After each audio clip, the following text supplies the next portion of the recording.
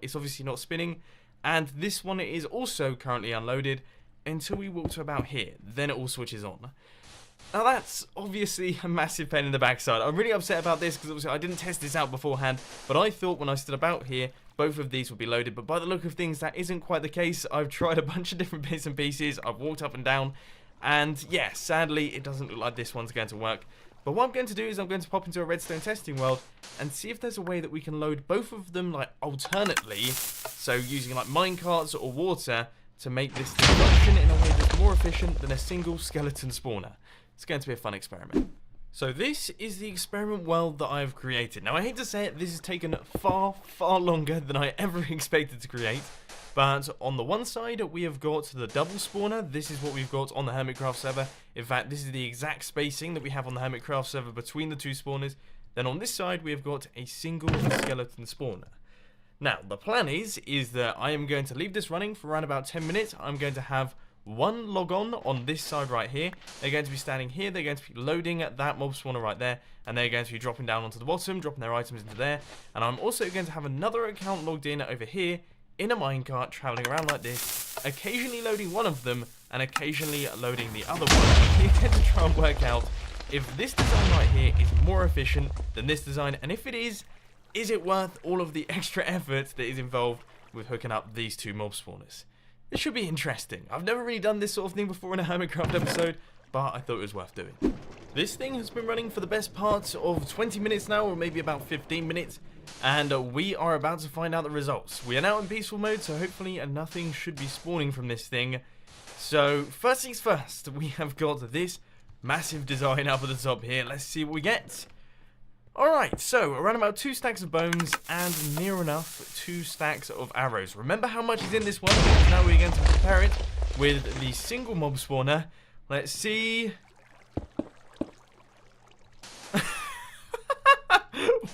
What? That's not what I was expecting. They are basically identical. Like, seriously, almost identical. This one has got a tiny bit more resources. Well, no, it's got more bones, but slightly less arrows. They are identical. That is totally down to luck. I imagine if we did the same thing 10 times over, they would have like an equal win-loss. That is very, very interesting indeed. So there we go. There's some Minecraft signs in the middle of today's Hermitcraft episode. We are still going to be doing this project though. However, we aren't going to be constructing this design right here. Obviously, that would be a little bit silly having just looked at the results. We are going to be building a single mob spawner, and we are going to be using some magma blocks to actually make this thing work. Just as a quick pro tip, holding 2 pickaxes at the same time actually makes you mine faster. Despite what you may think, it works wonderfully. Just trust me. Now, because of course we don't need the double skeleton spawners anymore, we can actually build this anywhere we want to. And I was messing around the other day, you know, when I was building all of the hoppers for our item transportation system, and I actually went straight past a skeleton spawner. I didn't have any torches or anything like that, so I blocked it all up. But now we are back on our way to find it, and I think it should be somewhere around about... Oh, there. Right, okay, it's right there. Alright, okay. I'm now going to have to take these guys on. I've got all my best stuff on me. I've got a bunch of pickaxes. I've got the whole lot. I've got 4 diamond pickaxes. I mean, why do I need that much? I don't have my beacon, which is good. That's currently set up at the top there. But let's see if I can be a professional Minecraft player. Maybe drop down a level and start work on wiping some of these guys out. This is actually going to be a little bit more complicated than I first imagined. And is there a zombie back there? That's not too bad. Okay, and... Alright, I think we should just about be able to manage on this one. I do believe I have now spawn-proofed the entire area. In theory, no skeletons should be spawning in here. So now what I'm doing is I'm clearing out all of the walls, making way for our mob spawning area. Now this place is going to be 11 by 11 by 30. Now we're going to do a falling trap right here. So from the top here, all the way down to the bottom, it should be 30 blocks in total, I think, potentially, maybe. I'm probably going to do some maths to work out the optimum, most efficient way of doing things, but it's going to be something similar to that. So that is quite a large area to be mining out right here. We've done a lot of mining in today's episode, but that seems to be one of the most efficient ways of killing them, because of course, they just drop out, fall straight to the bottom, land on some hoppers, their bones make their way into the hoppers, then into a chest or some form of item. So this is the space that we've got to work with. I'm quickly going to cover up this wall right here just to make it look a tiny bit better. And then I guess I should probably get down to business and actually start clearing out this place. So naturally, while I was in the process of mining this thing out, I've actually come up with a better idea of killing off our skeletons. So as you guys know, originally I was going to kill them through falling, which was, well, it's an efficient way of doing things. Obviously, you drop them right the way down, and they die instantly. But there is a slight issue there, and that is the fact that you have to mine out a massive hole, and also the entire bottom area here would have had to have been hoppers, or at least hopper minecarts, which wouldn't have been particularly intelligent. So what I've done instead is I'm going to have water going right the way across like this. That's going to push our skeletons across here. They're then going to land on magma blocks, which are going to have hopper minecarts going back and forth underneath them, picking up the items and dropping them off in the chest at the end. I think that seems like a better option to me. So, in theory, I should now have pretty much all of the items required to build this thing. Just one more minecart, then we need to create hopper minecarts, and then we'll be good to go. So 3, 1, 2, and 3. Then we have got all of our powered rails, we've got all of our magma blocks, we've got 1 water bucket that is soon to be 2 water buckets, so you can make an infinite water source. And I think that should be it. I think. You never know with these sorts of things. I've probably forgotten something, probably going to be back here very shortly, but I'm just going to cross my fingers and hope for the best. So guys, we're now adding the finishing touches to our mob spawn. As you can see, we've got all of the water in place. We're now going to be chucking in all of the powered rails on all of the magma blocks, which are hopefully going to be killing our skeletons, then dropping their items into the hoppers, and they're going to make their way into the chest. So we just need to run these going all the way across the bottom here. They will then be powered by this redstone block. Everything's looking a little bit dark at the minute, but that's simply because, of course, you know, it needs to be dark. We need these things to be spawning. So here we go. And there we go. So that is our item pickup system done and dusted, I hope. We've got a chest out the back that's going to be picking up the items. Eventually we're going to run this into the mega storage system that I have in the industrial district, but for now it's just a double chest. That's going to fill up very quickly. But now I just have to take out a few blocks and we're going to throw in all of the magma blocks. And I'm trying to think what would be a good way to actually do this, because of course if you stand on the magma blocks, you're probably not going to have the best time. I would say maybe place in some scaffolding going all the way across and then gradually place in the magma. Let's see, we've got 33, which should be the perfect quantity. So these are going to be going down here. Yeah, I've totally made a mistake already. So the magma blocks are now in place, the water is in place, the hopper minecarts are in place, the minecart rails are in place, everything is running down into the chest. So now all there is to do is take out all of the torches and hope that we don't get knocked off our little pillar here by a skeleton. Now that is a very real risk. It seriously is. We're on a very precarious little ridge right here. I'm just going to try my best to stay alive. Everything is getting a little bit darker though. We'll cover up all the blocks as well as we go. Right, okay, that's good. These ones as well. Just about reaching there, just about. Alright, let's take out these blocks. And take out the final few torches. So this one, this one, this one, and this one. Okay, we got some skeletons spawning. They've just fallen down into the bottom. They are being damaged by the magma. And he should die really quite quickly. Oh! There we go. It seems to be working. I think our system is actually functional. Sweet. I'm going to cover up these blocks. I'm going to take a look at what sort of drops we're getting in the chest. Then we can go on a bit of an AFK session. So by the look of things, this appears to be working. You can see the items are making their way into the chest. That's all good. Now what we have to do is head up to the top. And I'm going to go AFK maybe overnight. Potentially for the next couple hours. We'll find out in the next clip. Okay guys, so it is now next week. Yes, there has been a large number of days since the previous clip. And unfortunately, I haven't been able to do too much on the Hermitcraft server over these days because I've been incredibly busy. And also, funnily enough, I have actually been out and about doing various other bits and pieces, which is very nice. But we're back on the Hermitcraft server. I ended up doing about maybe, I'd say an hour of AFKing, I think. I'd say maybe an hour to an hour and a half. And we have managed to get a decent quantity of bones and a decent quantity of arrows. In fact, I'd say it was only about an hour. So this is pretty good for 1 hour. And also an enderpearl. Apparently we've had an enderman spawning inside the skeleton grinder right here. But yeah, this thing seems to be working really quite nicely. We've been here for a long time whilst loading this place and also the melon farm, the pumpkin farm, the sugarcane farm, and obviously all of the wheat, carrot, and potato farms that we're going to be building in the near future. We're going to have like a seriously efficient industrial district. So that's something that I'm very looking forward to, because that should be pretty amazing. But unfortunately, ladies and gentlemen, that is all I've got time for today. I'm actually recording this clip on the day that the Hermitcraft episode is releasing. It is currently Wednesday. This episode is going out on the Wednesday, which I don't do particularly often. And also, I just want to say, I do apologise for this slightly all over the place episode. This was a more unplanned episode. I started recording, I thought, hey, it'll be fun to get a wither. Let's get a wither. And then, of course, we killed the wither, and then we created the beacon. We did the entire mining session, which was pretty massive. That was a really good one. But then, of course, we discovered the skeleton grinders. I was like, is this going to work? I did a bunch of testing, worked out that it wasn't going to work with the 2 skeleton grinders. So then we found a whole new skeleton grinder. We built the skeleton grinder, and now we've AFK'd and managed to get ourselves a ton of bones that we can use inside the farms. Basically, it has been like a good-sized episode, and I'm pretty happy with what we managed to do. But it has been a little bit all over the place. So I hope you enjoyed it. If you did, please sure to hit that like button. And if you really loved it, then make sure to subscribe. And thanks for watching, guys. This is Bamumbo, and I'm out. I'll see you later.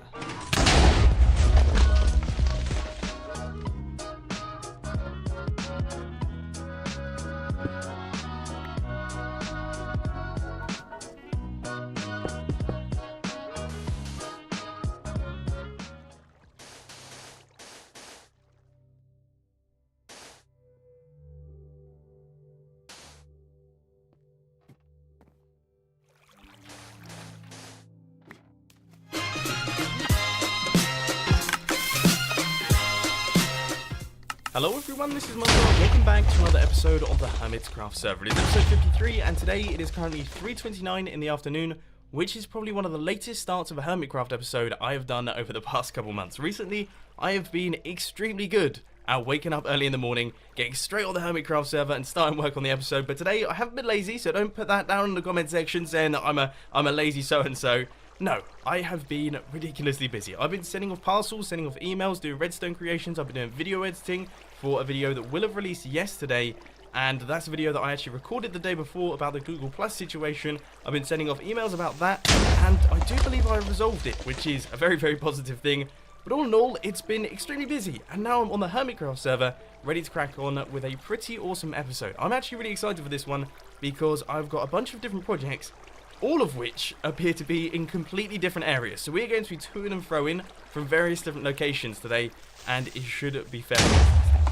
But anyway, as you can see from my inventory right here, it is currently filled with diamonds. This double chest is also filled with diamonds as well, and that is because this is from the screenshot that I did for the thumbnail of the previous episode of Hermitcraft. Now, I just thought I'd say, some people didn't particularly like this thumbnail. Some people thought I was like misrepresenting the number of diamonds I actually got. I personally just thought it was a cool looking thumbnail. I thought it'd be cool because I have enough diamonds to just drag all of the diamonds across my entire inventory, make it look like I've got loads of them. But some people thought that this was, I don't know, a bit of a shady thing to do. So I do apologise to anyone that felt like that was a bit of a dodgy thing to do. I honestly just thought it would be a cool looking thumbnail, but I can totally see where you're coming from there. But anyway, to start things off in today's episode, we're going to be doing another beacon-based mining session because the last one was obviously extremely successful. The only slight problem is I really can't find my pickaxe. We've got this one there, that's definitely not the right one. We've got this one here, that's definitely not correct. I honestly just can't find my Unbreaking 3 Efficiency 5 Silk Touch pickaxe, so yeah, we're going to have to go on a bit of a hunt here. I've located all of my bits and pieces. Funnily enough, I actually decided to be an intelligent human being for once and place all of them inside a chest while I was AFK at the skeleton grinder, so just in case I died while I was AFK, I wouldn't lose all of my valuable items. Now that is a lot more intelligence than me normally, which is why I totally didn't expect them to be there. But anyway, to start things off, as I say, we're going to be grabbing this beacon here. We're going to be heading off into the wilderness, chucking it down on y=11, and mining out the entire area. Let me know down in the comment section how many items you think I'm going to get during all of this, and just let you know, it's generally very efficient, so account for that. But I'm going to crack on with this one, then I'll catch you guys in a little bit.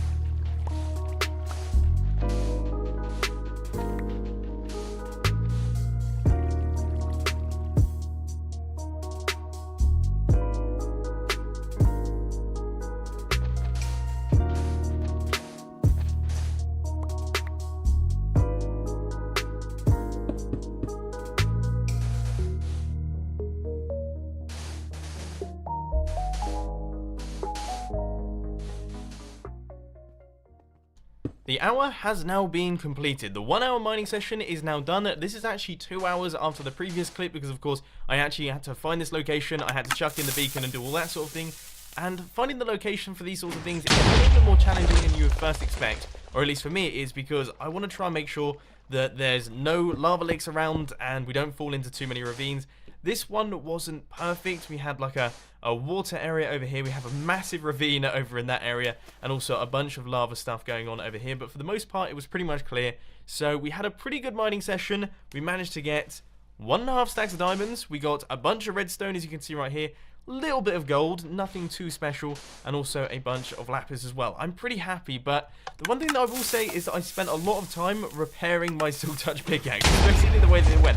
I would do a bunch of mining with the Silk Touch pickaxe. Obviously this thing has got mending on it, so then I would place in all of the ores. I would mine the ores with my Fortune pickaxe, with my Silk Touch pickaxe in the offhand, and then that pickaxe would pick up the XP and repair itself, but it does it so slowly that it meant that I actually spent more time actually fixing the pickaxe than I did using it, which is not particularly brilliant. I mean, that's not brilliant for getting resources, but it did work okay. And as you can see, we have got a lot of diamonds now, and in total, I think we have just over 4 stacks in total on the Hermitcraft server, which is insane. That's more diamonds than I think I've ever had.